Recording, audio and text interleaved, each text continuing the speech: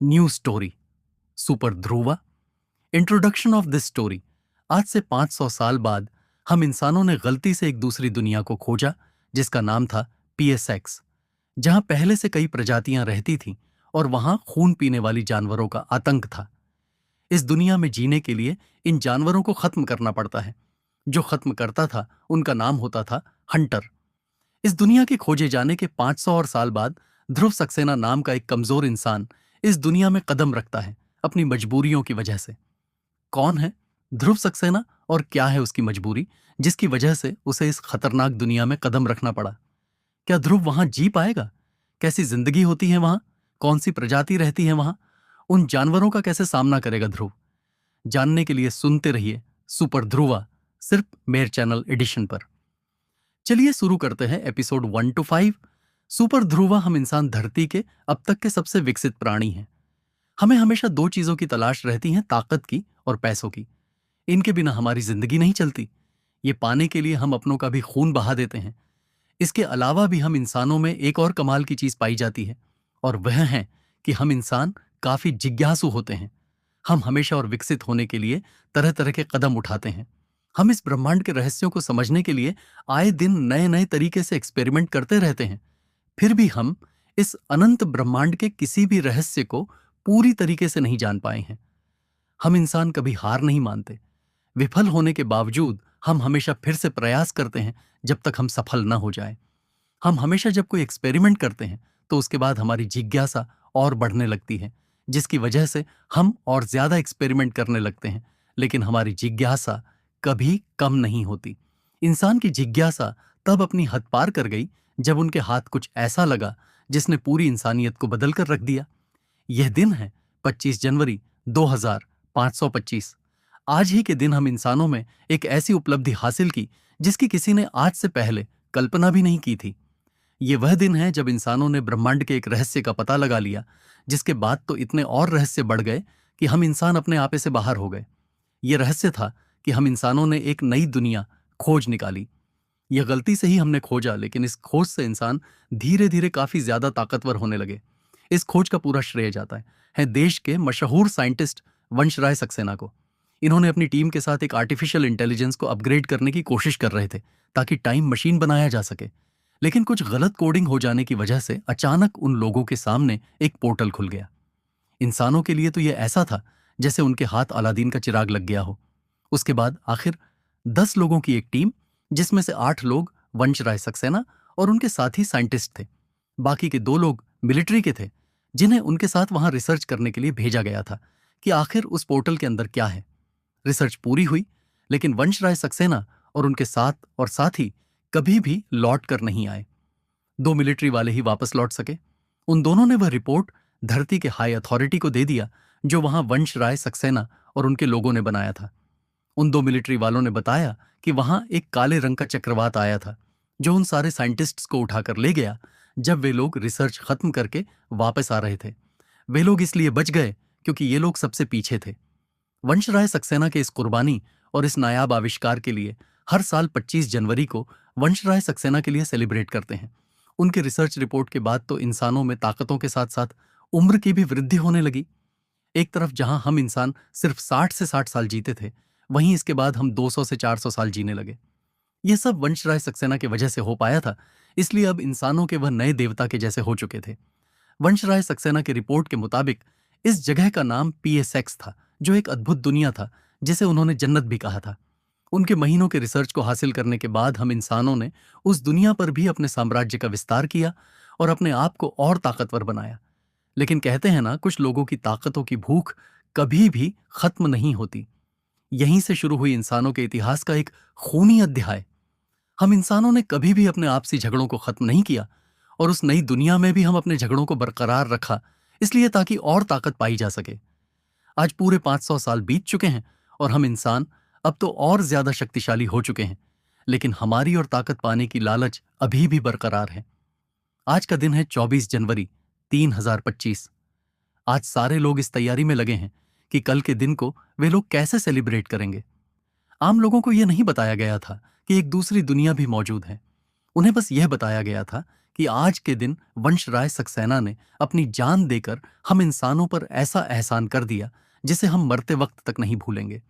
इसी वजह से पूरे धरती के लोग आज के दिन को सेलिब्रेट करते हैं। इन सब लोगों के बीच एक था जिसका नाम था ध्रुव सक्सेना को। अपने अंकल सतीश सक्सेना के साथ रहता था, जो उड़ने वाली गाड़ियों के फैक्ट्री में काम करते थे। ध्रुव अपने घर के पास वाली सड़क पर चल रहा था तो उसे कुछ उसकी ही उम्र के लड़के घेर लेते हैं और कहते हैं कि देखो, अपना शिकार आ गया है। ध्रुव कहता है, देखो आहान, मुझे जाने दो वरना। ध्रुव का कॉलर पकड़ते हुए आहान नाम का वह लड़का कहता है कि नहीं तो क्या कर लेगा, अपने अंकल को बुलाएगा। अबे साले, तुझे कोई भी बचाने वाला नहीं है, क्योंकि मैं आहान रायजादा हूं और मेरे अंकल रितेश रायजादा हैं, जो यहां के सबसे अमीर लोगों में से एक हैं। यह सुनकर ध्रुव कहता है कि देखो आहान, मुझे जाने दो, तुम हमेशा मुझे परेशान क्यों करते रहते हो। वंश रायजादा दिखने में हट्टा कट्टा था और वह ध्रुव के साथ उसके कॉलेज में पढ़ता था। वंश हर चीज में परफेक्ट था, अपने अंकल के पैसों के दम पर, और बेचारा ध्रुव हर तरीके से कमजोर था। ध्रुव दिखने में एकदम पतला दुबला था, जैसे किसी ने सूखी लकड़ी को कपड़े पहना दिए हों। ध्रुव हर चीज में फिसड्डी था। ध्रुव न तो किसी खेल में अच्छा था और न ही पढ़ाई में, फिर भी हर बार पासिंग मार्क्स ला ही देता था। ध्रुव अब अपनी जिंदगी से निराश हो चुका था। कोई भी उसका दोस्त नहीं बनना चाहता था और सारे लोग उससे दूरी बनाकर रखते थे। ध्रुव की बात सुनकर आहान रायजादा कहता है कि तुम्हारे जैसे गरीब लोग, हम अमीरों के एंटरटेनमेंट के लिए बने हुए ही, इसलिए हम यहां अपने आप को एंटरटेन करने के लिए आए हैं। यह सुनकर आहान के साथ आए सारे लोग हंसने लगते हैं। उसके बाद वे लोग ध्रुव को हर तरफ से घेर लेते हैं। इससे पहले कि ध्रुव कुछ समझ पाता, एक लड़का उसके सर पर टपली मार देता है। ध्रुव जब उस दिशा में घूमता है जहां खड़े लड़के ने उसे मारा था, तभी दूसरे दिशा में खड़ा हुआ एक लड़का ध्रुव के सर पर टपली मार देता है। आधे घंटे तक यही चलता रहता है और आखिरकार आहान ध्रुव को पकड़ लेता है। ध्रुव उससे अपने आप को छुड़ाने की काफी कोशिश करता है, लेकिन आहान की ताकत के सामने वह कुछ नहीं था। आहान ध्रुव का चश्मा निकाल देता है और उसे हवा में लहराते हुए कहता है कि तुझे इस चश्मे के बिना कुछ भी नहीं दिखता है ना। ध्रुव को चश्मे के बिना कुछ भी साफ साफ नहीं दिखाई देता था। ध्रुव के आंखों के सामने अब अंधेरा छा चुका था। ध्रुव अपने हाथों को आगे करते हुए इधर उधर जाते हुए कहता है कि मुझे मेरा चश्मा दे दो आहान, प्लीज, मुझे कुछ भी दिखाई नहीं दे रहा है। आहान का एक आदमी ध्रुव के गर्दन को पीछे से पकड़ता है और उसे उठाकर नीचे पटक देता है। एक धड़ाम की आवाज होती है और ध्रुव दर्द की वजह से चीखने लगता है। ध्रुव के आंखों से आंसू आने लगते हैं। तभी आहान उस लड़के को कहता है कि अरे तुमने ये क्या किया। इस गरीब ध्रुव की हड्डियां टूट गई होंगी। हड्डियों को फिर से जुड़वाने के लिए बेचारे के पास पैसे नहीं होंगे। उसके बाद आहान लेटे हुए ध्रुव के पास आता है, इसके गर्दन को पकड़कर उठाने की कोशिश करता है और जैसे ही ध्रुव उठने वाला होता है तो आहान एक बार फिर से ध्रुव को सड़क पर पटक देता है। आहान इससे पहले कि कुछ और कह पाता, अचानक उसका फोन बजने लगता है और उसके सामने एक होलोग्राम आ जाती है। आहान उस होलोग्राम को देखकर डर जाता है।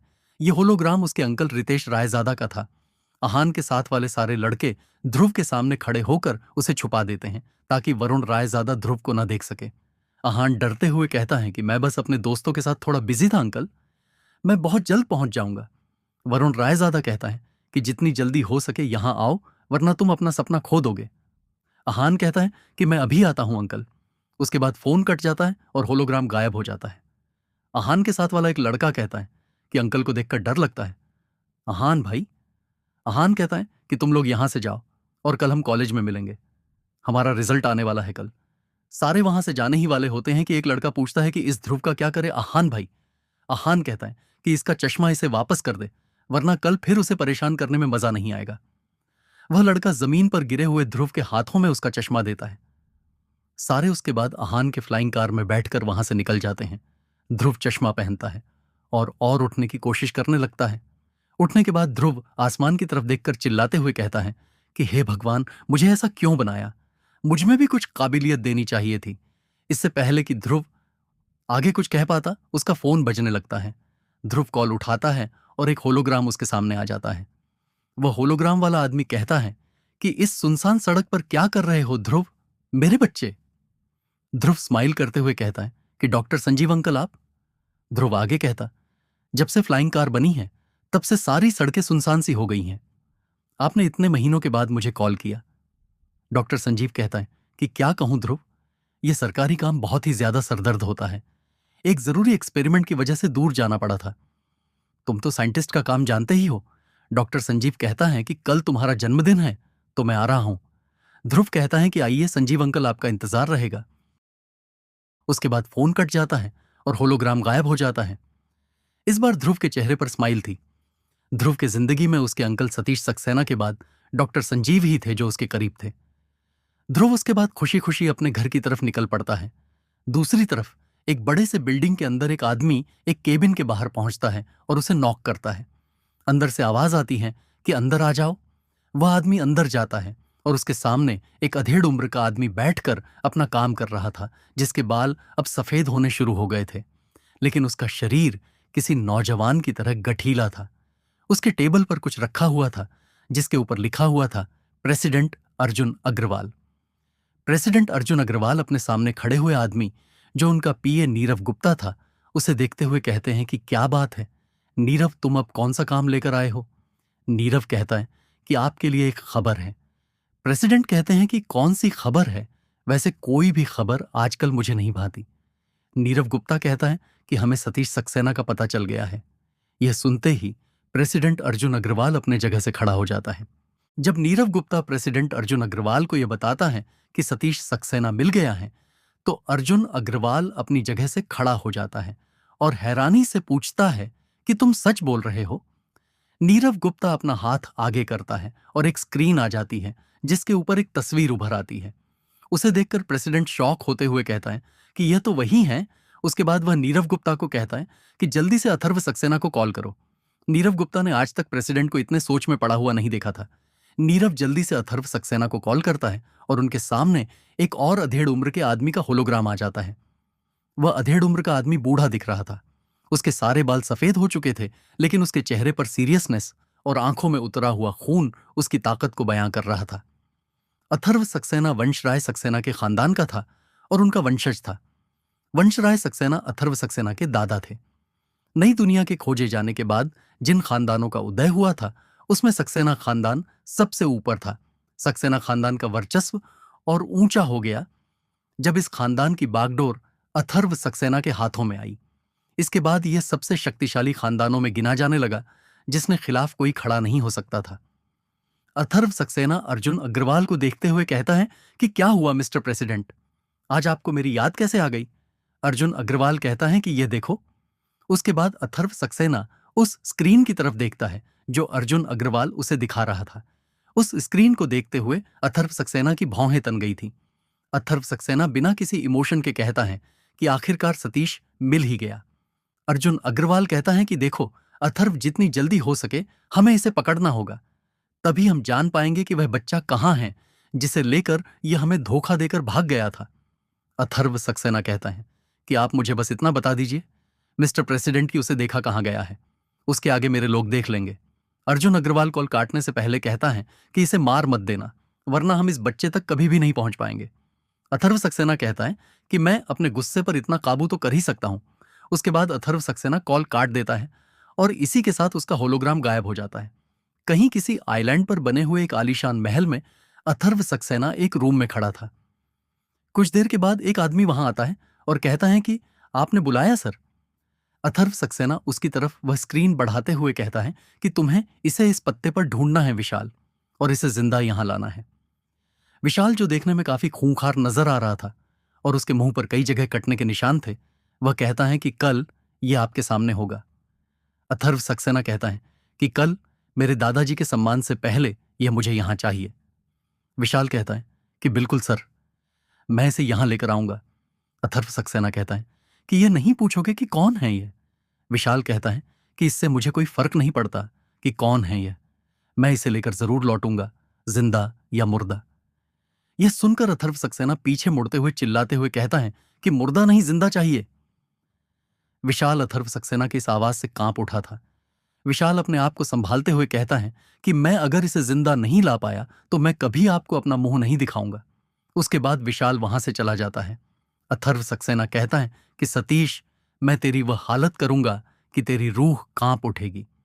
दूसरी तरफ जब ध्रुव अपने घर पर पहुंचता है तो वहां ताला लगा हुआ था। ध्रुव दरवाजे पर अपना हाथ रखता है और उसके बाद दरवाजा खुल जाता है। अंदर जाने के बाद ध्रुव अपने अंकल को कॉल करता है, लेकिन कॉल को कोई आंसर नहीं करता। ध्रुव अपने आप से कहता है कि पता नहीं कौन सा काम करते हैं कि कई दिनों तक घर नहीं आते। मेरे इतना पूछने के बाद भी उन्होंने मुझे कभी नहीं बताया कि आखिर उस उड़ने वाली कार की फैक्ट्री में वह ऐसा कौन सा काम करते हैं कि कई दिनों तक घर आने का मौका नहीं मिलता। ध्रुव अभी यह सोच ही रहा होता है कि उसे एक वॉइस मैसेज आता है। ध्रुव को वॉइस मैसेज में उसके अंकल ने कहा था कि मैं कल तुम्हारे बर्थडे के पार्टी में पहुंच जाऊंगा। ध्रुव अपना फोन बगल में रखते हुए कहता है कि यही वॉइस मैसेज उन्होंने कल भी भेजा था कि कल आऊंगा, और आज फिर से कल। एक दिन मुझे जाकर देखना होगा कि आखिर सतीश अंकल उस फैक्ट्री में काम क्या करते हैं। अगले दिन ध्रुव कॉलेज के लिए निकल जाता है। आज वह खुश था क्योंकि आज सबको रिजल्ट बताया जाने वाला था कि कौन ग्रेजुएट होगा और कौन नहीं। ध्रुव क्लास के एक कोने में बैठ जाता है। यही ध्रुव की जगह थी जहां वह बैठता था। कुछ देर में टीचर आती हैं और सबको रिजल्ट बताने लगती हैं।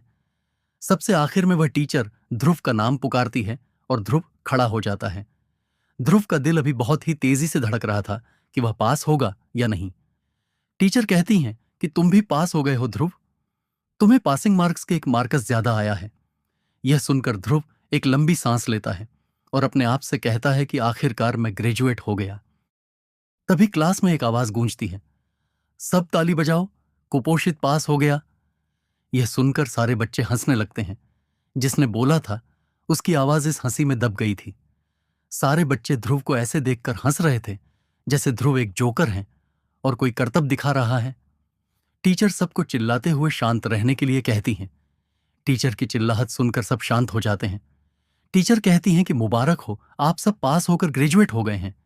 इसके बाद आप सब अपने अलग अलग रास्ते चुन सकते हैं। उसके बाद टीचर सबको बेस्ट ऑफ लक कहती हैं और वहां से चली जाती हैं। ध्रुव आज बहुत खुश था, लेकिन उसकी खुशी ज्यादा वक्त तक नहीं टिकती। टीचर के जाने के बाद जब ध्रुव बाकी के बच्चों की तरह बाहर निकलने ही वाला होता है कि कोई उसके पैरों के बीच में अपना पैर लगा देता है, जिसकी वजह से ध्रुव अपना बैलेंस खो देता है। ध्रुव लड़खड़ाते हुए सामने खड़ी एक लड़की से टकरा जाता है और उसके ऊपर गिर जाता है। ध्रुव का मुंह इस लड़की के गर्दन के नीचे घुस गया था। सारे लोग यह अजीब सा नजारा देखने के लिए वहीं रुक जाते हैं। ध्रुव को जब यह रियलाइज होता है कि वह कहां और किस अवस्था में है, तो वह जल्दी से उठ जाता है और उस लड़की की तरफ देखता है जिसके ऊपर वह गिरा था। यह लड़की शालिनी थी, जो आहान रायजादा की गर्लफ्रेंड थी। ध्रुव उसे सॉरी कहता है और यह भी कहता है कि गलती से हो गया है। वह लड़की जो गुस्से में टमाटर की तरह लाल हो गई थी, उठते ही ध्रुव के गाल पर एक जोरदार तमाचा मारती है। ध्रुव के गाल पर उसके पंचों उंगलियों के निशान छप गए थे। तभी वहां आहान आ जाता है और शालिनी के पास जाते हुए कहता है कि क्या हुआ बेबी। शालिनी ध्रुव की तरफ इशारा करते हुए कहती हैं कि यह मेरे साथ बदतमीजी कर रहा था। यह सुनकर आहान ध्रुव के पास आता है। इसे एक जोरदार गुस्सा मारता है। यह गुस्सा इतना दमदार था कि ध्रुव के मुंह से खून आने लगा था। ध्रुव कहता है कि किसी ने मेरे पैरों के बीच में अपना पैर फंसा दिया था, जिसकी वजह से मैं गलती से शालिनी के ऊपर गिर गया। आहान उसकी एक नहीं सुनता है और एक के बाद एक कई गुस्से मारता रहता है। आहान में ध्रुव के पूरे मुंह को सूझा दिया था। ध्रुव का मुंह फूल गया था और ध्रुव दर्द के मारे कराहने लगा था। आहान फिर से ध्रुव को मारने ही वाला था कि शालिनी बीच में आ जाती हैं और कहती हैं कि जाने दो आहान, अब उसे और मारोगे तो वह मर जाएगा। आहान कहता है कि ऐसे गरीब और बेकार लोगों को रहना ही नहीं चाहिए। उसके बाद वह ध्रुव की तरफ देखता है और कहता है कि साले तू मेरी गर्लफ्रेंड पर हाथ डालेगा। उसके बाद आहान ध्रुव को एक लात मारता है और ध्रुव नीचे गिर जाता है। शालिनी आहान को खींचकर बाहर ले जाती है और ध्रुव वहीं बेहोश हो जाता है। ध्रुव जब होश में आता है तो वह अपने आप को कॉलेज के हॉस्पिटल में पाता है। हॉस्पिटल की एक नर्स ध्रुव के होश में आते ही उससे कहती हैं कि अगर शरीर में दम नहीं है तो ऐसे लोगों से क्यों उलझते हो। ध्रुव कहता है कि एक गलतफहमी हो गई थी। वह नर्स ध्रुव से कहती हैं कि देखो बेटा, इन अमीरों से नहीं उलझना चाहिए, ये कुछ भी कर सकते हैं। इन्होंने अगर तुम्हें थोड़ा और मारा होता तो तुम्हारी जान भी जा सकती थी। ध्रुव कहता है कि आप चिंता मत कीजिए, आज मेरा इस कॉलेज में आखिरी दिन है। मैं आज ग्रेजुएट हो गया हूं और फिर इस कॉलेज में या इन अमीर लोगों से नहीं मिलूंगा। वह नर्स कहती हैं कि अच्छा है। उसके बाद ध्रुव वहां से निकल जाता है। जैसे ही ध्रुव कॉलेज से बाहर आता है तो देखता है कि आहान अपने साथियों और शालिनी के साथ वहां खड़ा था। जैसे ही ध्रुव उन्हें देखता है तो वहां से भागने लगता है। आहान अपने दो साथियों को इशारा करता है और दोनों ध्रुव को पकड़ने के लिए भागने लगते हैं। कुछ ही देर में वे दोनों ध्रुव को पकड़ लेते हैं और उसे उठाकर आहान के सामने ले आते हैं। आहान ध्रुव के कॉलर को पकड़ते हुए कहता है कि अंदर तू इसलिए बच गया क्योंकि शालिनी मेरी जान यह नहीं चाहती थी कि कॉलेज के अंदर कुछ खराब हो जाए। वैसे भी आज कॉलेज में हमारा आखिरी दिन था और तू आज शायद आखिरी बार मिलने वाला है, क्योंकि हम अमीर तेरे जैसों को याद नहीं रखते, इसलिए आज हम तुझे नंगा करके घर भेजेंगे। इतना कहने के बाद आहान ध्रुव के चेहरे को देखते हुए कहता है कि तेरा एक गाल अब तक लाल नहीं हुआ है। उसके बाद वह शालिनी की तरफ इशारा करते हुए कहता है कि क्यों ना इसके दूसरे गाल पर भी तुम अपने हाथ का छाप उगा दो। शालिनी कहती है कि तुम चिंता मत करो बेबी, मैं आज इसे दिखाऊंगी कि शालिनी अरोड़ा कौन है। शालिनी अरोड़ा खानदान से थी, जो रायजादा खानदान की ही तरह इस इलाके का सबसे रईस खानदान था। शालिनी ध्रुव के पास आती हैं, जिसे आहान के साथियों ने घुटनों पर बैठाकर उसके दोनों हाथ पकड़ा हुआ था ताकि ध्रुव कोई हरकत न कर पाए। ध्रुव कहता है कि जाने दो मुझे, वह सब गलती से हुआ। मैंने बताया था ना, किसी ने मेरे पैरों में अपना पैर लगा दिया था, जिसकी वजह से मैं बैलेंस खो बैठा और तुमसे टकरा गया। शालिनी कहती हैं कि क्यों टकराए। ध्रुव के पास इस सवाल का कोई जवाब नहीं था। ध्रुव कंफ्यूज लुक देते हुए पूछता है कि क्या मतलब है तुम्हारा। शालिनी कहती हैं कि तुम्हारे जैसे गरीब और बेकार आदमी ने मुझे छू दिया। इतनी हिम्मत तुम्हारी कैसे हुई। उसके बाद शालिनी अपना सैंडल निकालती है और ध्रुव के दूसरे गाल पर तब तक मारती रहती हैं जब तक इसका दिल नहीं भर जाता। ध्रुव के मुंह से खून आने लगा था। उसके बाद शालिनी, आहान और बाकी के लोग वहां से निकल जाते हैं और ध्रुव अपना गाल पकड़ लेता है, जो टमाटर से भी ज्यादा लाल हो गया था। ध्रुव आसमान में देखते हुए कहता है कि भगवान अगर ऐसी ही जिंदगी देनी थी तो मुझे क्यों बनाया। ध्रुव उसके बाद रोते हुए अपने आप से कहता है कि यह था मेरे जिंदगी का सबसे खराब बर्थडे। शालिनी ध्रुव को पीट कर चली जाती है। उसके बाद ध्रुव भगवान पर उसे ऐसी जिंदगी क्यों देने का सवाल पूछने लगता है। तभी बारिश शुरू हो जाती है और ध्रुव उसी बारिश में भीगते हुए अपने घर पहुंच जाता है। अभी भी उसे उसके अंकल नहीं दिख रहे थे। ध्रुव घर के अंदर जाता है और कॉलेज से मिला हुआ वह सर्टिफिकेट देखते हुए कहता है कि जितने मार्क्स मुझे मिले हैं उसके आधार पर तो मुझे कोई चौकीदार भी नहीं रखेगा। ध्रुव कुछ देर तक सोचने के बाद कहता है कि शायद सतीश अंकल मुझे अपने उड़ने वाली गाड़ियों के फैक्ट्री में काम लगवा दे। ध्रुव उसके बाद सोचना बंद कर देता है और कहता है कि आगे मुझे क्या करना है इसका फैसला मैं सतीश अंकल से पूछने के बाद करूंगा। लेटे लेटे ध्रुव की आंख कब लग जाती है उसे पता नहीं चलता। ध्रुव की नींद एक तेज आवाज के साथ टूटती है और वह उठकर बैठ जाता है। ध्रुव वक्त देखता तो उसे पता चलता है कि वह पिछले 4 घंटे से सो रहा था। ध्रुव को तभी उसका फोन बजता हुआ दिखता है, जिसकी आवाज से वह जागा था। ध्रुव देखता है कि यह फोन उसके अंकल सतीश का था। ध्रुव जल्दी से उठाता है और इससे पहले कि वह कुछ कह पाता उसकी आवाज जम जाती है। सतीश का जो होलोग्राम ध्रुव के सामने आया था उसमें सतीश खून से लथपथ हो चुका था और मुश्किल से उसका चेहरा पहचान में आ रहा था। ध्रुव यह देखकर शॉक हो गया था और कहता है कि यह आपको क्या हो गया है अंकल। सतीश कहता है कि जितनी जल्दी हो सके इस घर से बाहर निकलो और ऊपर जो छोटा सा बॉक्स है उसे भी ले लो। ध्रुव कहता है कि लेकिन आपकी ऐसी हालत कैसे हो गई है अंकल। सतीश चिल्लाते हुए कहता है कि जितना कहा है उतना करो। ध्रुव जल्दी से उस बॉक्स को नीचे उतार लेता है। यह बॉक्स क्या थी और इसके अंदर क्या था, यह आज तक ध्रुव को पता नहीं था। जब भी ध्रुव ने सतीश से इसके बारे में पूछा तब उन्होंने बताया कि जब वक्त आएगा तो इसके बारे में तुम्हें जरूर पता चल जाएगा। ध्रुव कहता है कि आप बार बार पीछे क्या देख रहे हैं। सतीश कहता है कि जितनी जल्दी हो सके वहां से निकल जाओ। ध्रुव की नजर तभी उसके सर्टिफिकेट्स वाली फाइल पर पड़ती है। ध्रुव उसे भी उठा लेता है ताकि जब वह सतीश से दोबारा मिले तो वह उन्हें बता सके कि वह अब ग्रेजुएट हो चुका है और जल्दी से बाहर आ जाता है। ध्रुव जहां रहता था वह एक वीरान हो चुका इलाका था जहां लोग अब नहीं रहते थे। इसी वजह से ध्रुव को कोई भी नहीं जानता था और सतीश अंकल को तो उसके किसी दोस्त ने भी आज तक नहीं देखा था।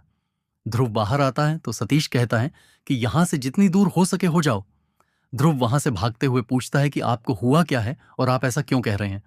सतीश कहता है कि सवाल मत पूछो और भागते रहो। ध्रुव देखता है कि अभी भी उसके अंकल बार बार पीछे देख रहे थे। ध्रुव जब चौराहे तक पहुंच जाता है तब उसके घर में एक ब्लास्ट हो जाता है और वह पूरा घर मिट्टी में मिल जाता है।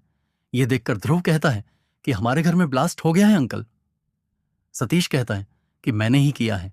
ध्रुव कहता है कि क्या आपने, लेकिन क्यों? सतीश कहता है कि अब तुम मेरी बात ध्यान से सुनो ध्रुव, अभी तुम सीधे संजीव के घर जाओ। ध्रुव कहता है और संजीव अंकल के घर। सतीश कहता है कि जाओ मेरे बच्चे और उन्हें कहना कि वक्त आ गया है। सतीश कहता है कि शायद अब हम दोबारा नहीं मिलेंगे ध्रुव, और इस फोन को यहीं फेंक कर तोड़ दो। इतना कहने के बाद फोन कट जाता है। ध्रुव अंकल अंकल चिल्लाता रहता है, उसका हाथ अब कांप रहा था। ध्रुव कहता है कि आखिर सतीश अंकल को क्या हुआ और कैसा वक्त आ गया है। ध्रुव को तभी सतीश सक्सेना की बात याद आती है। ध्रुव अपना फोन वहां पर फेंक उसे एक पत्थर की मदद से मार मार कर उसके टुकड़े टुकड़े कर देता है। ध्रुव के आंखों में आंसू आ गए थे कि सतीश ने उसे ऐसा क्यों कहा था कि अब हम दोबारा नहीं मिलेंगे। ये सब मुझे संजीव अंकल ही बता सकते हैं। उसके बाद ध्रुव दौड़ते हुए डॉक्टर संजीव के घर की तरफ निकल पड़ता है। दूसरी तरफ एक शिपयार्ड में खून से लथपथ सतीश सक्सेना इधर उधर छिपता हुआ फिर रहा था। तभी एक आदमी सतीश के सामने आ जाता है और उसके ऊपर हमला करने ही वाला होता है कि सतीश उसका लात पकड़ता है और उसे घुमाकर एक बड़े से बॉक्स से टकरा देता है। सतीश उसे लगातार 2 बॉक्सों से कई बार टकराता है और उसे जमीन पर फेंक देता है। उस आदमी के जमीन पर गिरते ही सतीश उसके मुंह पर अपने मुक्कों से मारने लगता है। उस आदमी के मुंह से खून आने लगा था। तभी कोई पीछे से सतीश के गर्दन को अपने हाथों में जकड़ लेता है और कहता है कि तू मुझसे बच नहीं सकता है, क्योंकि आज तक विशाल से कोई नहीं बच पाया। उसके बाद विशाल एक इंजेक्शन निकालता है और सतीश के शरीर में इंजेक्ट कर देता है। सतीश तुरंत ही बेहोश हो जाता है। विशाल अपने आदमी से कहता है कि फ्लाइंग कार लेकर आओ और जितनी जल्दी हो सके सक्सेना आइलैंड पर इसे लेकर चलो। विशाल के आदमी ऐसा ही करते हैं और वे लोग रवाना हो जाते हैं सक्सेना आइलैंड की तरफ। कुछ ही घंटों में वे लोग वहां पहुंच जाते हैं जहां अथर्व सक्सेना पहले से ही उनका इंतजार कर रहा था। विशाल वहां पहुंचता है और उसके आदमी सतीश को लाकर अथर्व सक्सेना के सामने पटक देता है और विशाल कहता है कि मैं इसे ले आया जिंदा। अथर्व सक्सेना कहता है कि मुझे यकीन था कि तुम इसे जिंदा जरूर लाओगे। विशाल कहता है कि यह काफी शक्तिशाली था सर, इसने मेरे कई सारे आदमियों को बुरी तरीके से मारा, जिसकी वजह से मुझे इसे बेहोश करके यहां लाना पड़ा। अथर्व सक्सेना कहता है कि शक्तिशाली कैसे नहीं होगा, इसके रगों में सक्सेना खानदान का खून बहता है। यह सुनकर विशाल के साथ साथ वहां मौजूद सारे लोग शॉक हो गए थे। विशाल इससे पहले कि कुछ पूछ पाता, अथर्व सक्सेना कहता है कि इसे होश में लाओ। विशाल के इशारा करने के बाद एक आदमी सतीश को एक इंजेक्शन लगाता है और कुछ ही मिनटों में सतीश होश में आ जाता है। सतीश जब होश में आता है तो अपने सामने अथर्व सक्सेना को खड़ा पाता है। अथर्व सक्सेना की तरफ देखकर हंसते हुए सतीश कहता है कि कैसे हैं आप अंकल। अथर्व सक्सेना कहता है कि मुझे अंकल मत कहो गद्दार, तुमने सक्सेना खानदान का नाम मिट्टी में मिला दिया। सतीश हंसते हुए कहता है कि मैंने सक्सेना खानदान के नाम को मिट्टी में मिलने से बचा लिया है। आपके नापाक इरादों के बारे में दूसरों को पता नहीं होगा, लेकिन मुझे हर चीज पता था। अथर्व सक्सेना कहता है कि कैसे नापाक इरादे। सतीश सक्सेना कहता है कि जिस जगह पर आप बैठे हुए हैं वहां पर मेरे पिता का हक था, लेकिन आपने उन्हें मरवा दिया। अथर्व सक्सेना कहता है कि मुझे ऐसा करना पड़ा क्योंकि मेरा भाई इंसान नाम के प्रजाति को और आगे नहीं बढ़ने देना चाहता था। सतीश कहता है कि आप कुछ भी क्यों ना कर ले, लेकिन आप चाहकर भी उस बच्चे तक नहीं पहुंच पाएंगे। अथर्व सक्सेना कहता है कि यह तो वक्त तय करेगा। सतीश कहता है कि यह मैं तय करूंगा। मुझे यकीन है कि आज से 18 साल पहले मैंने एक बहुत अच्छा काम किया था। आपने मुझे कई सालों तक ट्रेनिंग दी है, लेकिन आप मुझे अब तक समझ नहीं पाए हैं। उसके बाद सतीश अपना मुंह खोलता है और एक बहुत ही छोटी सी शीशी को अपने मुंह से निकालकर अपने दांतों में दबा लेता है। उस शीशी को देखते ही अथर्व सक्सेना विशाल से कहता है कि रोको उसे। जब तक विशाल सतीश तक पहुंच पाता तब तक वह छोटी सी शीशी टूट चुकी थी और उसके अंदर जो कुछ भी था वह सतीश के अंदर जा चुका था। आधी शीशी जो दांतों के बाहर दिखाई दे रही थी वह नीचे गिर जाती है।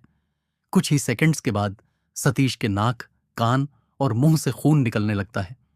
सतीश हंसते हुए अथर्व की तरफ देखते हुए कहता है कि अब वह बच्चा कभी भी वैसा नहीं बनेगा जैसा आप उसे बनाना चाहते थे। उसके बाद सतीश नीचे गिर जाता है और उसकी दिल की धड़कनें बंद हो जाती हैं। सतीश ने जहर लेकर सुसाइड कर लिया था। अथर्व सक्सेना आसमान में देखकर चिल्लाता है और विशाल से कहता है कि इसके शरीर को किसी ऐसे जगह पर फेंक दो जहां चील कौवें इसे नोच कर खाए। विशाल अपने आदमी को इशारा करता है और वे लोग सतीश के शरीर को वहां से उठाकर ले जाते हैं। पूरा का पूरा सक्सेना खानदान वहां खड़ा था। किसी में भी इतनी हिम्मत नहीं थी कि अथर्व सक्सेना से कुछ पूछ सके। एक 18 से 19 साल का लड़का जिसका नाम राजवीर सक्सेना था, वह पूछता है कि कौन थे ये दादाजी और किस बच्चे की बात कर रहे थे। अथर्व सक्सेना गुस्से से राजवीर की तरफ देखता है और अथर्व सक्सेना के इस नजर को देखकर सारे लोगों ने अपने सर को नीचे झुका लिया था सिवाय राजवीर के। अथर्व सक्सेना कहता है कि अंदर चलो बताता हूं। सारे लोग उसके बाद अथर्व सक्सेना के पीछे पीछे अंदर जाने लगते हैं। राजवीर सक्सेना ही एकलौता था जिसे अथर्व सक्सेना से डर नहीं लगता था। अथर्व सक्सेना खुद उसे ट्रेनिंग दे रहे थे और उन्हें भरोसा था कि राजवीर सक्सेना ही वह चिराग हैं जो आगे चलकर उनके खानदान के नाम को और ऊंचा करेगा। बाकी के लोगों के ऊपर अथर्व सक्सेना बिल्कुल भी ध्यान नहीं देता था, क्योंकि उसके हिसाब से वे बस बेकार के लोग हैं जो सक्सेना खानदान में पैदा हो गए हैं। दूसरी तरफ ध्रुव शहर में पहुंच चुका था। वहां की गगनचुंबी इमारतों को देखकर ध्रुव अपने आप से कहता है कि यह है अमीरों का बसेरा। मुझे जल्द से जल्द राजीव अंकल के पास पहुंचना होगा। वहां हर तरफ ध्रुव को एक ही इंसान का होलोग्राम दिखाई दे रहा था। ध्रुव जब नीचे इसके बारे में पढ़ता है तो अपने आप से कहता है कि कौन है ये वंशराय सक्सेना, और ऐसा कौन सा बड़ा काम कर दिया है इसने जो आज के दिन को लोग पागलों की तरह सेलिब्रेट करते हैं। ध्रुव ये सब सोच ही रहा था कि तभी उसे डॉक्टर संजीव का घर दिखता है, जो एक बड़ा सा बंगला था जहां काफी सारे पेड़ पौधे थे और बीच में वह बिल्डिंग। वहां जाने के बाद दरवाजे से एक रोशनी निकलती है और ध्रुव को स्कैन करती है। उस दरवाजे पर लगा हुआ एआई ध्रुव को वहां तब तक रुकने के लिए कहता है जब तक अंदर से दरवाजा खोलने को इजाजत ना मिले। ध्रुव अपने आप से कहता है कि कहाँ हैं आप संजीव अंकल, मुझे आपसे जल्द मिलना है। कुछ ही देर के बाद दरवाजा खुल जाता है और ध्रुव अंदर आ जाता है। डॉक्टर संजीव ध्रुव को देखते हुए कहते हैं कि तुम यहां क्या कर रहे हो और तुम्हारी ऐसी हालत कैसे हो गई है? मैं तो वहां आने ही वाला था। ध्रुव कहता है कि मैंने सतीश अंकल को खून से लथपथ देखा और उन्होंने मुझे घर से बाहर निकलने के लिए कहा और उसे उड़ा दिया। उसके बाद उन्होंने मुझे आपसे मिलने के लिए कहा और यह कहने के लिए कहा कि वक्त आ गया है। यह सुनकर डॉक्टर संजीव कहता है कि क्या वक्त आ गया है? ध्रुव कहता है कि कौन सा वक्त आ गया है? डॉक्टर संजीव सीरियस होते हुए कहते हैं कि अंदर आओ, बताता हूं। संजीव ध्रुव को लेकर अंदर जाते हैं और उसे बैठने के लिए कहते हैं। ध्रुव बैठता है और संजीव कहता है कि उस बॉक्स को यहां रख दो। ध्रुव उसे रख देता है और पूछता है कि आप मुझे यह बताइए कि सतीश अंकल कहाँ हैं? संजीव कहता है कि देखो ध्रुव, मैं जो तुम्हें बताने वाला हूं उसे सुनने के बाद शायद तुम्हारी जिंदगी बदल जाएगी और शायद दुनिया को देखने का तुम्हारा नजरिया ही बदल जाए।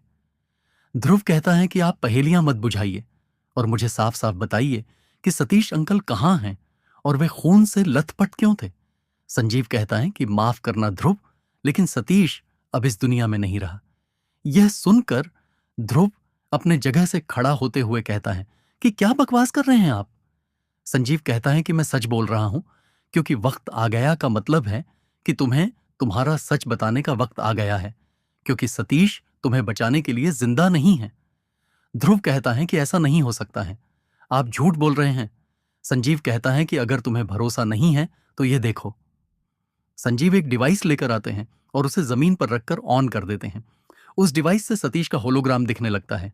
ध्रुव को संजीव कहता है कि सतीश 1 महीने पहले इसे यहां छोड़कर गया था ताकि अगर ये सब हो जाए तो मैं तुम्हें ये दिखाऊं। ध्रुव ध्यान से होलोग्राम को देखने लगता है कि सतीश अंकल ने उसके लिए आखिरी संदेश क्या छोड़ा है। सतीश का होलोग्राम कहता है कि ध्रुव मेरे बच्चे, अगर तुम ये देख पा रहे हो तो समझ लो कि मैं अब जिंदा नहीं हूं। तुमने हमेशा मुझसे यह जानना चाहा है कि तुम्हारे माता पिता कौन थे और तुम इतने कमजोर क्यों हो। तुम्हें आज इन सब सवालों का जवाब मेरा जिगरी दोस्त संजीव देगा, जिसने हमेशा मेरी मदद की है। इसके बाद तुम्हें वही करना है जो संजीव तुम्हें कहेगा, मेरे बच्चे। और एक बात हमेशा याद रखना कि मैं हमेशा तुम्हारे साथ हूं। इसके बाद होलोग्राम गायब हो जाता है। ध्रुव की आंखों में आंसू थे। संजीव कहता है कि अभी रोने का वक्त नहीं है ध्रुव, अभी वक्त है सतीश के बलिदान को बेकार नहीं जाने देने का। ध्रुव कहता है कि सतीश अंकल को किसने मारा है? संजीव कहता है कि सक्सेना खानदान ने। ध्रुव कहता है कि मैं उन्हें जिंदा नहीं छोड़ूंगा, उन्हें मैं जान से मार दूंगा। संजीव कहता है कि उसके लिए तुम्हें उनके जितना ताकतवर होना होगा। ध्रुव कहता है कि वे लोग भी इंसान है ना। संजीव कहता है कि वे लोग कोई साधारण इंसान नहीं है। यह सुनकर ध्रुव कहता है कि आपका मतलब क्या है? संजीव कहता है कि तुम हमेशा से यह जानना चाहते थे ना कि आज के दिन को वंशराय सक्सेना के नाम से क्यों सेलिब्रेट करते हैं। ध्रुव अपने आंखों के आंसू को पोंछते हुए कहता है कि हां, संजीव कहता है कि मैं जो बताने वाला हूं शायद उस पर तुम्हें भरोसा ना हो, लेकिन यही सच है। ध्रुव कहता है कि प्लीज आप साफ साफ बताइए कि आप क्या बताना चाहते हैं। एक गहरी सांस लेने के बाद संजीव कहता है कि मैं तुम्हें तुम्हारे असलियत के बारे में बताने से पहले यह बताऊंगा कि यह सब शुरू कैसे हुआ। ध्रुव कहता है, क्या शुरू कैसे हुआ? संजीव कहता है कि आज से ठीक 500 साल पहले वंशराय सक्सेना ने टाइम मशीन बनाने के क्रम में एक ईआई को अपग्रेड करने की कोशिश कर रहे थे। तभी कुछ गलत हो जाने की वजह से अचानक उनके सामने एक पोर्टल खुल गया था और वहां से शुरुआत हुई दूसरी दुनिया और इंसानों के अगले अगले युग की। यह सुनकर ध्रुव कहता है कि क्या बात कर रहे हैं आप? दूसरी दुनिया? आप इस वक्त क्या बकवास किए जा रहे हैं? डॉक्टर संजीव कहते हैं कि तुम्हें बिना सबूत के भरोसा नहीं होता। इससे पहले कि ध्रुव कुछ कह पाता, डॉक्टर संजीव अपना हाथ आगे करते हैं और उनके हाथ में एक भाला आ जाता है। ये नजारा देखकर तो ध्रुव का मुंह खुला का खुला ही रह गया था। संजीव कहते हैं कि अपना मुंह बंद कर लो वरना मक्खी घुस जाएगी। ध्रुव अपना मुंह बंद करते हुए कहता है कि ये आपने कैसे किया? क्या मैं इसे एक बार छू सकता हूं? संजीव उस भाले को टेबल पर रख देता है और ध्रुव उसे छूते हुए कहता है कि यह तो असली है, लेकिन यह अपने आप आपके हाथ में कैसे आ गया? संजीव कहता है कि अब तुम्हें मेरी पूरी बात सुननी होगी। ध्रुव कहता है कि ठीक है, बताइए, लेकिन मुझे अभी भी दूसरी दुनिया के बात पर भरोसा नहीं है, लेकिन आप कह रहे हैं तो मैं मान लेता हूं। संजीव कहता है कि जब 10 लोगों की टीम पहली बार उस पोर्टल के अंदर गई रिसर्च करने, लेकिन वापस सिर्फ 2 लोग लौटे, वंशराय सक्सेना और बाकी के लोग जो उनके साथ काम करने वाले लोगों में से थे, वे कभी नहीं लौटे। जो 2 लोग लौटे वे मिलिट्री से थे। उनका खानदान आज के जमाने में अग्रवाल और भारद्वाज खानदान के नाम से जाने जाते हैं, और अर्जुन अग्रवाल जो अभी हमारा प्रेसिडेंट है वह इन्हीं के खानदान का है। ध्रुव कहता है कि इन सब से मेरा क्या लेना देना है? संजीव कहता है कि इन सब से तुम्हारा लेना देना है, लेकिन तुम्हें वह सब पहले जानना होगा कि तुम्हारा इनसे क्या लेना देना है। ध्रुव कहता है कि ठीक है, बताइए, अब मैं कुछ नहीं बोलूंगा। संजीव कहता है कि वे 2 लोग जो लौटे थे उन्होंने हमारे कंसर्न्ड ऑर्गेनाइजेशन को वंशराय सक्सेना के रिपोर्ट को सौंपा जो उन्होंने मरने से पहले बनाया था। उस रिपोर्ट के मुताबिक वहां पहले से ही 2 और प्रजाति के लोग मौजूद हैं जिन्हें हम एलियन कह सकते हैं। एक का नाम है शैडो निंजा और दूसरे का नाम है ब्लेज। दोनों एक दूसरे के दुश्मन हैं और आपस में लड़ते रहते हैं ताकि उनका साम्राज्य और आगे बढ़ता रहे। ध्रुव को इन बातों पर भरोसा नहीं हो रहा था, इसलिए वह बस सुनता जा रहा था, क्योंकि सतीश ने मरने से पहले उसे यह सब सुनने के लिए कहा था। संजीव आगे कहता है कि शैडो निंजा एक बहुत ही पावरफुल निंजा का एक बड़ा सा ग्रुप है और वे हर तरफ फैले हुए हैं। वे लोग अजीब तरीके के निंजा टेक्निक्स का इस्तेमाल करते हैं जो इंसानी दिमाग से पड़े हैं। ध्रुव कहता है कि कैसे टेक्निक्स? संजीव कहते हैं कि वे अपने हाथों से अलग अलग तरीके के साइन बनाते हैं और जो भी बोलते हैं वो हो जाता है, बिल्कुल जादू की तरह। यहां तक कि वे लोग अजीब सी भाषा में कुछ लिखा हुए पेपर को जलाकर फेंकते हैं तो वहां धमाका हो जाता है और वे लोग इसे पेपर बॉम्ब कहते हैं। ये लोग बहुत ही शांत किस्म के होते हैं और मिलनसार होते हैं, लेकिन अगर कोई धोखा दे तो उसे खत्म कर देते हैं। ये हमारे जैसे ही दिखते हैं, लेकिन इनके शरीर का रंग हरा होता है। इनसे उलझना सही नहीं होता, या फिर इनका नियम कोई तोड़ देता है तो उसे सजा के तौर पर एक दर्दनाक मौत दी जाती है। ध्रुव कहता है कि और दूसरे प्रजाति जिसका नाम आपने ब्लेज बताया, उनका क्या? संजीव कहते हैं कि ब्लेज प्रजाति के लोग अपनी नाम की तरह ही काफी फुर्तीले होते हैं और ये लोग काफी धूर्त और चालाक किस्म के होते हैं। जो कोई भी इनका भरोसा करते हैं आगे चलकर वे कुत्ते की मौत मारे जाते हैं। ये भी हरे रंग के होते हैं, लेकिन इनके पास एक पूंछ होती है। ये एनर्जी सिमुलेशन में माहिर है। ये लोग अपने शरीर के ऊर्जा को किसी भी चीज में बदलकर हमला या बचाव कर सकते हैं। ध्रुव कहता है कि मैं समझा नहीं। संजीव कहता है कि ये लोग अपनी ऊर्जा को आग के गोले में बदल सकते हैं, या फिर पानी के गोले में, या फिर एक दीवार खड़ी कर सकते हैं। ध्रुव कहता है कि ये लोग तो जादुई लगते हैं, लेकिन हम इंसानों के पास क्या है? डॉक्टर संजीव कहते हैं कि हमारे पास सिर्फ मार्शल आर्ट्स हैं और इनके अलावा हथियार बस। ध्रुव कहता है कि अब तक मुझे यह पता नहीं चला कि इससे क्या लेना देना है। डॉक्टर संजीव कहते हैं कि अब जो मैं तुम्हें बताने वाला हूं उसी से तुम समझ जाओगे।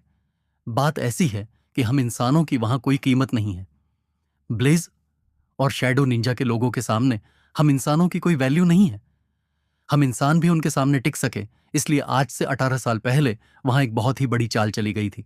ध्रुव पूछता है कि कैसी चाल? डॉक्टर संजीव कहते हैं कि उस वक्त ब्लेज और शैडो निंजा के लोगों में एक बहुत ही बड़ा युद्ध हुआ था। हम इंसानों का काम था मरे हुए शरीर को जंग के मैदान से हटाना। उसी वक्त हमने दोनों प्रजाति के मरे हुए लोगों के डीएनए को हासिल कर लिया। ब्लेज के एक बागी साइंटिस्ट ने हम इंसानों को भी उन दोनों प्रजातियों के बराबरी में लाने के लिए एक बहुत ही बड़ा एक्सपेरिमेंट कंडक्ट किया। उस एक्सपेरिमेंट में इंसान, ब्लेज और शैडो निंजा के डीएनए को एक साथ मिलाकर एक बच्चा बनाया गया। वह बच्चा खास था क्योंकि वह ब्लेज और शैडो निंजा के ताकतों को भी सीख सकता था। इंसान उसे एक किलिंग वेपन बनाना चाहते थे ताकि वहां सिर्फ उनका साम्राज्य हो। लेकिन कुछ लोग ऐसे थे जो इसके खिलाफ थे। सतीश सक्सेना खानदान का वारिस था और उसके पिता उसके खिलाफ थे, लेकिन अथर्व सक्सेना ने उन्हें मरवा दिया। सतीश ने अपने पिता के कहने पर उस बच्चे को वहां से चुरा लिया और उसके बाद गायब हो गया। यह बच्चा कोई और नहीं बल्कि तुम ही हो, ध्रुव। यह सुनकर तो ध्रुव को ऐसा लगने लगा था जैसे उसके दिल पर बिजली गिर गई हो। ध्रुव चिल्लाते हुए कहता है कि आप कुछ भी बोले जा रहे हैं। मैं इंसान नहीं हूं और मुझे लेबोरेटरी में बनाया गया है, और वह भी किसी और दुनिया में। डॉक्टर संजीव कहते हैं कि मुझे पता है कि तुम यह मानना नहीं चाहते हो, इसलिए मेरे पास इसके भी कुछ सबूत हैं। डॉक्टर संजीव एक चाबी लाते हैं और उस बॉक्स को खोल देते हैं जो ध्रुव अपने घर से लाया था। उसके अंदर कई सारी तस्वीरें। जब ध्रुव उस तस्वीर को देखता है तो उसे डॉक्टर संजीव के बातों पर भरोसा करने के लिए मजबूर होना पड़ता है। उन सारी तस्वीरें में एक लेबोरेटरी में एक बच्चे को बनाया जा रहा था। ध्रुव उन तस्वीरों को फेंकते हुए कहता है कि ऐसा नहीं हो सकता है, मैं इंसान हूं, कोई एलियन नहीं। डॉक्टर संजीव ध्रुव को शांत करवाते हुए कहते हैं कि सतीश भी यही चाहता था कि तुम इंसान रहो, कोई किलिंग मशीन नहीं, इसलिए वह तुम्हें वहां से ले आया। मेरी मदद के साथ वे लोग तुम्हें सक्सेना, अग्रवाल और भारद्वाज खानदान से आज तक बचाकर रख पाया है, लेकिन आज वे लोग यहां तक पहुंच गए और सतीश को ढूंढ लिया। लेकिन तुम उनके हाथ नहीं लगना चाहिए, वरना सतीश की कुर्बानी बेकार हो जाएगी। ध्रुव कहता है कि अब तो मुझे यह पता नहीं चल रहा है कि मेरे होने का क्या मतलब है। डॉक्टर संजीव कहता है कि यह टूटने का वक्त नहीं है ध्रुव, यह हिम्मत से काम लेने का वक्त है। तुम इतने कमजोर इसलिए हो क्योंकि तुम्हें उस दुनिया में होना चाहिए था जहां तुम्हें बनाया गया था। वक्त आ गया है जब तुम फिर से एक बार उस दुनिया में कदम रखो। अगर तुम्हें इन बड़े बड़े लोगों से अपने अंकल सतीश के मौत का बदला लेना है तो तुम्हें उन सारी ताकतों को हासिल करना होगा जो उस दुनिया में तुम हासिल कर सकते हो।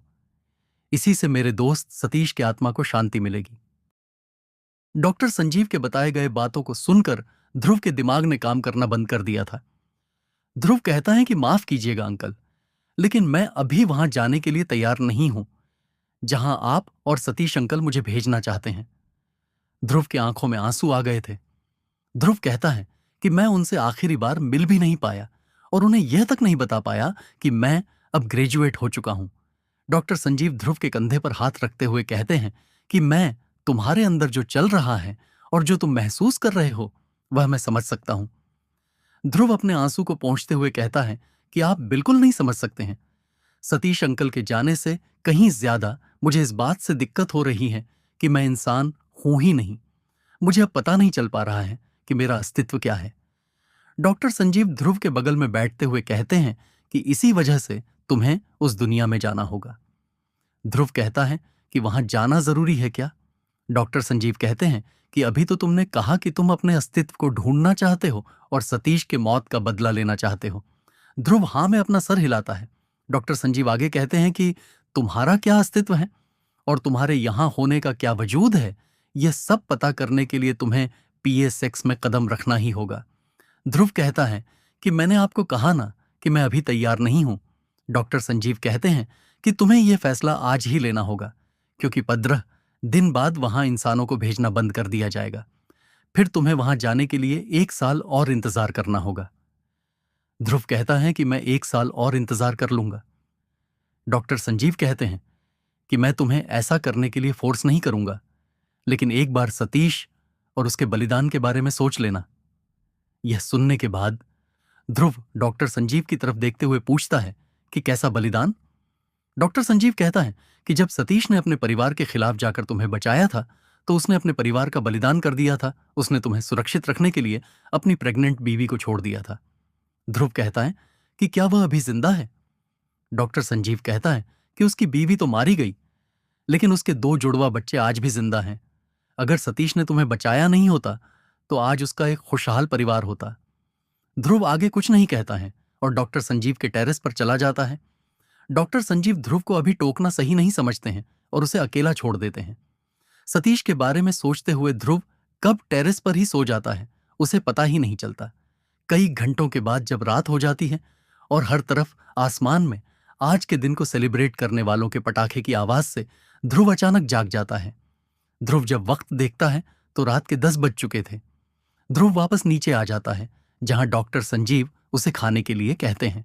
ध्रुव खाने के टेबल पर बैठ जाता है और डॉक्टर संजीव उसे खाना सर्व करने लगते हैं। ध्रुव खाना शुरू करता है और कहता है कि मैं वहां जाने के लिए तैयार हूं जहां आप मुझे भेजना चाहते हैं। डॉक्टर संजीव कहते हैं कि क्या तुम सच में तैयार हो? ध्रुव कहता है कि मैं बिल्कुल तैयार हूं, क्योंकि मुझे मेरे अस्तित्व के बारे में जानना है और सतीश अंकल के मौत का बदला लेना है। डॉक्टर संजीव कहते हैं कि अगर ऐसा है तो तुम कल से ट्रेनिंग ले सकते हो। ध्रुव सरप्राइज होते हुए कहता है कि कौन सी ट्रेनिंग? डॉक्टर संजीव कहते हैं कि वहां कैसे रहना है और जीने के लिए क्या क्या करना है वह सब बताया जाएगा। यह ट्रेनिंग पूरे 15 दिन की होगी, जिसमें 2 दिन यहां ट्रेनिंग दी जाएगी और बाकी के 13 दिन दूसरी दुनिया में। ध्रुव कहता है कि ठीक है, कल से मैं ट्रेनिंग ज्वाइन करूंगा। डॉक्टर संजीव कहते हैं कि मैं कल तुम्हें अपने साथ लेकर जाऊंगा। ध्रुव खाना जारी रखता है और डॉक्टर संजीव से पूछता है कि ब्लेज के जिस धोखेबाज साइंटिस्ट ने मुझे बनाया था उसका नाम क्या था? डॉक्टर संजीव कहते हैं कि उसका नाम था प्रोफेसर मिडनाइट। ध्रुव कहता है कि सबसे पहले मैं उसे ढूंढूंगा। डॉक्टर संजीव कहते हैं कि वह पॉसिबल नहीं है, क्योंकि जिस दिन तुम्हें सतीश ने चुराया था उसी दिन वह अगले लेवल में चला गया था। ध्रुव पूछता है कि यह अगला लेवल क्या है? डॉक्टर संजीव कहते हैं कि यह इवोल्यूशन है। जब कोई सारे क्राइटेरिया को फुलफिल कर लेता है तो वह अगले लेवल में इवॉल्व हो जाता है ताकि वह और ताकतवर बन सके। ध्रुव पूछता है कि आप कौन से लेवल में हैं और टोटल कितने लेवल हैं? डॉक्टर संजीव कहते हैं कि मैं दूसरे लेवल में हूं और टोटल 5 लेवल हैं, लेकिन इंसान अब तक सिर्फ 3 लेवल तक ही जा पाए हैं। ध्रुव और भी कुछ पूछने वाला होता है, लेकिन डॉक्टर संजीव उसे रोकते हुए कहते हैं कि अगर तुम सब मुझसे ही जान लोगे तो फिर ट्रेनिंग का क्या मतलब है? ध्रुव ठीक है कहता है और वहां से जाने लगता है। डॉक्टर संजीव कहते हैं कि खाना तो खत्म कर लो ध्रुव। ध्रुव कहता है कि मुझे और भूख नहीं है अंकल। ध्रुव उस कमरे में आ जाता है जहां डॉक्टर संजीव ने उसे रुकने के लिए कहा था। ध्रुव उन पुराने दिनों के याद में खो जाता है जो उसने सतीश के साथ बिताए थे। ये सोचते सोचते वह कब सो जाता है उसे भी पता नहीं चलता है। दूसरी तरफ सक्सेना खानदान के आइलैंड पर आज देश नहीं बल्कि दुनिया के कोने कोने से बड़े बड़े लोग आए थे। सारे लोगों को अथर्व सक्सेना ने बुलाया था। सारे बड़े बड़े खानदान के लीडर वहां पहुंचे थे ताकि उस बच्चे को जल्द से जल्द ढूंढा जा सके। सारे लोगों के आने के बाद अथर्व सक्सेना अपने दादा वंशराय सक्सेना को श्रद्धांजलि देने के बाद स्टेज पर माइक लेकर पहुंच जाता है। अथर्व सक्सेना कहता है कि जैसा आप लोगों को पता है उस बच्चे के बारे में जो शैडो निंजा और ब्लेज के टक्कर में लाकर हमें खड़ा कर सकता है। अब वक्त आ गया है उसे ढूंढने का। अभी हाल फिलहाल में उसे चुराकर भागने वाला मेरा भतीजा सतीश सक्सेना पकड़ा गया, लेकिन कुछ बताने से पहले ही उसने सुसाइड कर लिया। मुझे यकीन है कि वह बच्चा PSX में इस साल जरूर कदम रखेगा। हमें उसे जल्द से जल्द हासिल करना होगा। सारे लोग अथर्व सक्सेना के बातों से सहमत थे, क्योंकि वे लोग भी अब शैडो निंजा और ब्लेज की गुलामी करते हुए अपनी जिंदगी खत्म नहीं करना चाहते हैं। एक बूढ़ा आदमी खड़ा होते हुए पूछता है कि क्या सच में आपको लगता है कि वह PSX में आएगा? अथर्व सक्सेना कहता है कि आपका शक सही है मिस्टर प्रणव भारद्वाज, लेकिन मेरे सूत्रों ने मुझे यह जानकारी दी है। प्रणव भारद्वाज कहता है कि क्या आप यह बता सकते हैं कि वह कैसा दिखता होगा अभी? अथर्व सक्सेना कहता है कि अगर हमें पता होता तो आज यह मीटिंग बुलाने की जरूरत नहीं पड़ती। अथर्व सक्सेना कहता है कि मैं आपसे गुजारिश करता हूं कि मुझे आप अपनी बात रखने दें। प्रणव भारद्वाज, जो भारद्वाज खानदान का लीडर था, वह बैठ जाता है। अथर्व सक्सेना आगे कहता है कि लेवल 1 के हर शेल्टर में पहुंचने वाले इस साल के हर नए इंसानों पर हमें नजर रखना होगा, क्योंकि वह जितनी जल्दी हो सके हमारे हाथ लगना चाहिए। ऐसे ही पूरी रात मीटिंग चलती रहती है, सुबह तक मीटिंग चलती है। उसके बाद सारे लोग जहां से आए थे वहां चले जाते हैं। उन सब के जाने के बाद अथर्व सक्सेना अपने पोते राजवीर को अपने कमरे में बुलाता है और कहता है, इस साल आने वाले हर एक इंसान के ऊपर नजर रखो, दूसरी दुनिया के साथ साथ उन इंसानों पर धरती पर भी नजर रखो। राजवीर सक्सेना कहता है कि ठीक है दादाजी, लेकिन इसके लिए हमें 15 दिन इंतजार करना होगा। अथर्व सक्सेना कहता है कि बिल्कुल नहीं, कल आखिरी दिन था अप्लाई करने का। जो इंसान इस साल पीएसएक्स में जाना चाहता है, इसलिए उनके ऊपर आज से ही नजर रखो। अगर कोई सस्पिशियस दिखे तो उसके ऊपर और कड़ी नजर रखो। राजवीर सक्सेना कहता है कि अगर आप उसके बारे में थोड़ा और बता दें कि वह कैसा होगा और क्या वह ज्यादा ताकतवर होगा या फिर कुछ और, जिससे हमें कुछ मदद मिल सके। अथर्व सक्सेना कहता है कि वह ताकतवर होगा, हम इंसानों से कहीं ज्यादा, और सबसे जरूरी बात की वह खास होगा। राजवीर सक्सेना कहता है कि ठीक है दादाजी, मैं अपने सारे लोगों को उनके पीछे लगा देता हूं। राजवीर सक्सेना वहां से जाने ही वाला होता है कि अथर्व सक्सेना उसे रोकते हुए कहता है कि एक और बात है उसमें। राजवीर पूछता है कि कैसी बात दादाजी? अथर्व सक्सेना कहता है कि उसका खून हमारी तरह लाल रंग का नहीं है, बल्कि बैंगनी रंग का है। वह बैंगनी खून वाला इंसान है। राजवीर सक्सेना कहता है कि तब तो हमें सबका खून निकालकर चेक कर लेना चाहिए।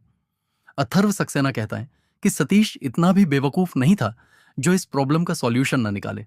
अथर्व सक्सेना कहता है कि उसका खून अभी बिल्कुल हमारी तरह होगा, लेकिन कभी ना कभी उसका खून अपने असली रंग में जरूर आएगा, तब तुम्हें उसे पकड़ना होगा। राजवीर सक्सेना कहता है कि मैं ऐसा जरूर करूंगा दादाजी। उसके बाद वह वहां से चला जाता है।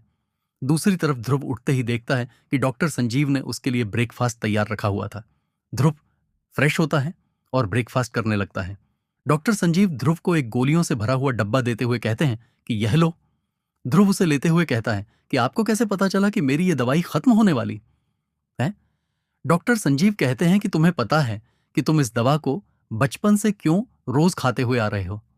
ध्रुव कहता है कि पता नहीं, लेकिन सतीश अंकल ने कहा था कि यह जिंदा रहने के लिए जरूरी है।